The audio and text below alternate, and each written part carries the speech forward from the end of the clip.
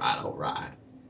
That's probably a really bad Matthew McConaughey impersonation, but here we are, guys. White Boy Rick. I'm a week late, but, it's because there have been a lot of films coming out. But here it is. White Boy Rick is the newest based on true story film in theaters now. It's about a guy named, you guessed it, Rick, who at the age of 15 was a drug informant, a drug dealer, and it's such an incredible story, honestly. I'm not going to lie. This is a story that, when I saw the trailer, I was like, you know what? I actually kind of want to look into this a little bit.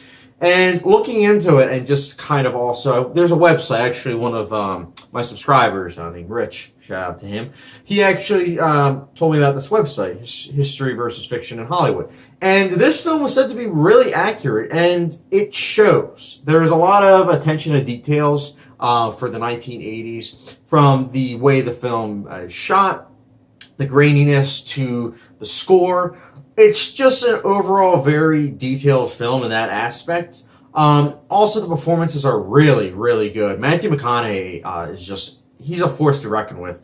Like, sure, you could say he's kind of playing himself, but he plays himself in such a grandiose way in this film, because every single scene that he's in, you feel his presence. And that's the sign, in my opinion, of a really good actor. He's a scene stealer, for sure. But the guy who plays Rick is also really good. I mean, when I came out of the theater, I heard some people say, the acting's not the best. And I was like, what are you talking about? Like, I mean, I didn't say that to them, but I was thinking, I was like, everyone's entitled to their opinion. I get that. But I thought the acting was actually really strong in this film. And especially because the film is very zippy. It tries to get to the point with everything. But at the same time, I think that this film, as well acted and, truth be told, as, moved by the film as I was, because, not gonna lie, at the end of the film, when it all kind of hit me, I was like, wow, that actually was very powerful, with just the court system, the jail system, and just the way everything works in America. It's honestly an eye-opening experience. I've seen a lot of movies. I've seen plenty of movies about jail and everything, but I don't know, for some reason this film just kind of hit me in that aspect especially.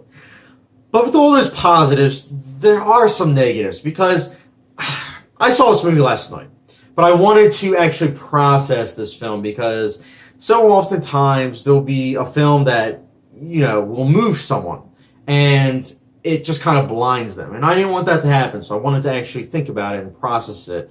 And I think that this is a solid film, but there are some negatives. For one, as historically accurate as this film is, and, it is based on a true story, and pretty darn accurate, too, I think that they made the mistake of being a short movie. This is under 2 hours. And this guy's life easily could have been probably a 3-hour epic, like American Gangster or The Godfather. I know The Godfather's not based on a true story, but you know what I'm talking about. This is a film that I just feel as though it just kind of got edited down. There are some sequences, especially in the middle, that they just edit certain scenes away to where you're just like, oh, that's the passing of time, I guess.